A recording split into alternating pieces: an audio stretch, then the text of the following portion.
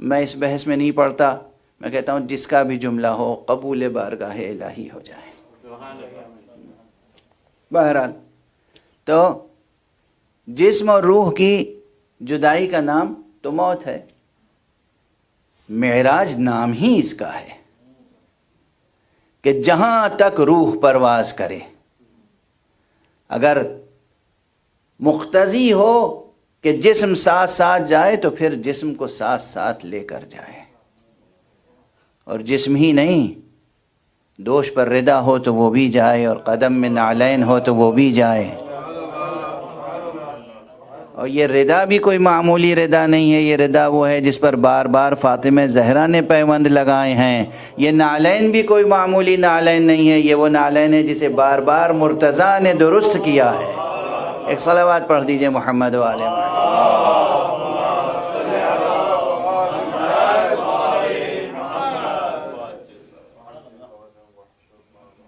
تو یہ واقعہ معراج جو ہے یہ بھی مقام ختم نبوت کا ایک قدرتی اور تکوینی اعلامیہ اور اشاریہ ہے، اور اقتدار مصطفیٰ کی دلیل ہے۔ اقتدار مصطفیٰ جو عطاء رب ہے، بلا شبہ عطاء رب ہے، عطاء حق ہے۔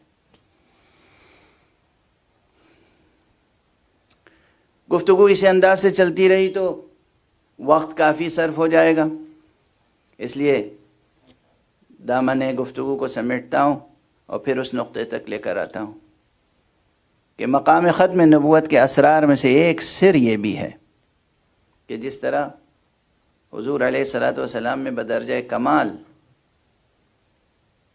اصول دین کو پہنچایا، فروع دین کو پہنچایا، اسی طرح قیامت تک آنے والے مسائل کو حل کرنے کے لیے اگر معصوم کا وجود ظاہر بظاہر موجود نہ ہو تو پھر مسلمان کیا کریں؟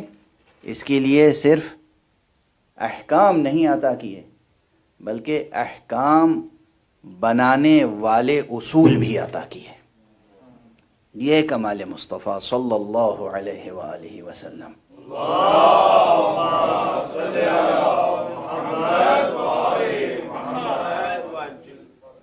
تو یہ فقاہت اور یہ اجتہاد اور یہ علم اصول فقہ جو بعد میں اصول فقہ کے عنوان سے پروان چڑھا، یہ بھی عطاء مصطفیٰ صلی اللہ علیہ وسلم، عطاء ائمہ اہل بیت مصطفیٰ ہے۔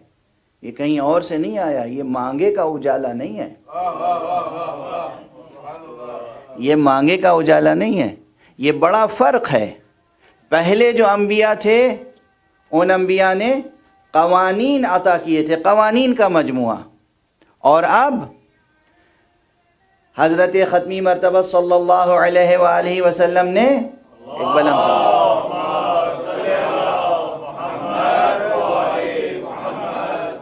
ایک اور بلند صلوات پڑھ دیں۔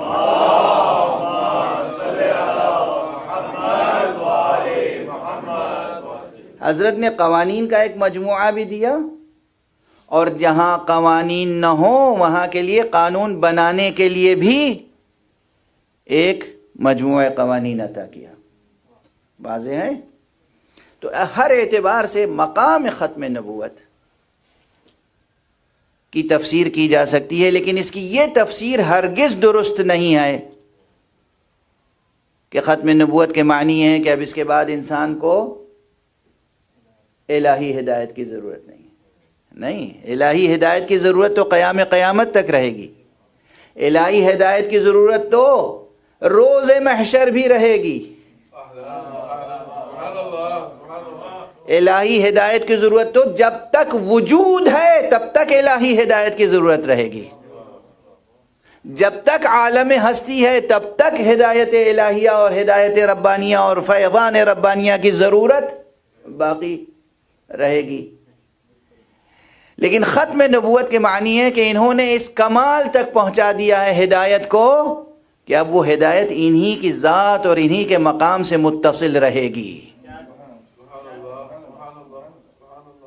انہی کی ذات اور انہی کے مقام نبوت سے متصل رہے گی۔ کسی اور مقام سے نبوت درآمد نہیں کی جا سکتی، نبوت کسی اور جہت سے، کسی اور ملک سے، کسی اور سیاسی نظام سے درآمد نہیں کی جا سکتی. بس یہاں گفتگو کو روک رہا ہوں. اور آج بعض مسلم ممالک میں بعض نام نہاد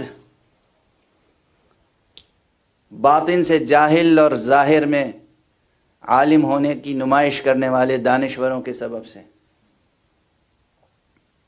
دیکھیے، اصطلاحوں کا رٹ لینا اور عبارتوں کا رٹ لینا کسی کو عالم تھوڑی بنا دیتا ہے.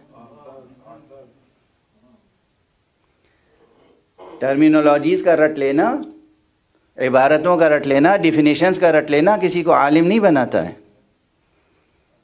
بعض حضرات تو جتنا رٹ لیتے ہیں اتنا ان کے جہل میں اضافہ ہو جاتا ہے، ان کے وجود میں اتنی تاریکی بڑھ جاتی ہے. تو بعض ایسے ہی افراد ہیں جن کی وجہ سے مقام ختم نبوت اور حقیقت ختم نبوت کے متعلق سوالات قائم ہو رہے ہیں. اور جو لوگ وفاداران مقام ختم نبوت ہیں ان سے گزارش کر رہا ہوں، حسین کا تذکرہ نہ چھوڑنا. ایسے لوگوں کا مسکت جواب ہے حسین کا ذکر، اس لیے کہ تاریخ عالم پر مشیت متعلق ہوئی حسین سے، اس لیے کہ جب تخت شام سے نبوت کا انکار ہو رہا تھا اس وقت حسین بلند ہو گئے. میرے ہوتے ہوئے نبوت کا کون انکار کر سکتا ہے؟ میرے ہوتے ہوئے نبوت کا کون انکار کر سکتا ہے؟ تمام مورخین نے لکھا ہے، تمام مورخین نے لکھا ہے کہ باغی شام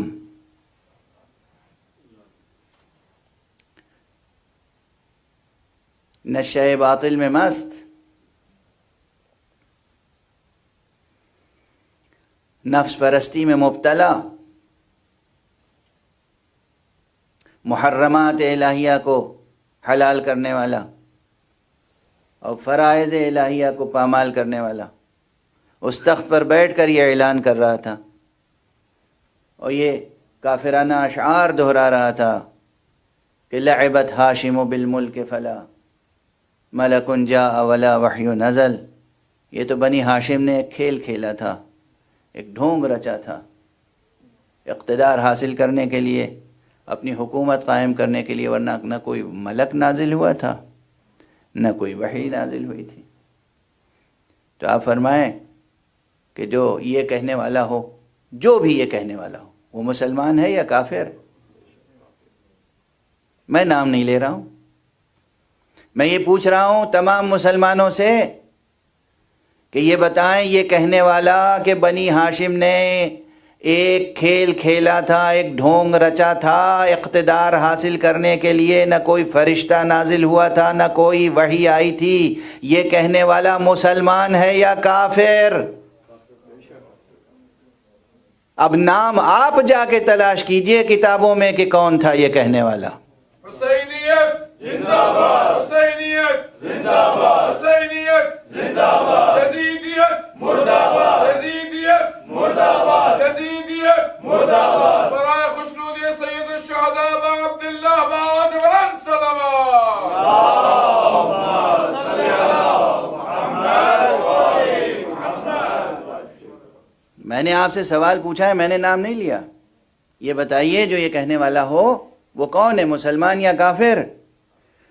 اب کون ہے کہنے والا یہ آپ تاریخ میں ڈھونڈ لیجئے، طبری دیکھ لیجئے، ابن کامل ابن اثیر پڑھ لیجئے، ابن خلدون بھی پڑھ لیجئے، جتنی تاریخیں ہیں چھوٹی بڑی سب پڑھ لیجئے، مسلمانوں کی لکھی ہوئی، غیر مسلموں کی لکھی ہوئی، سب پڑھ لیجئے تاریخیں.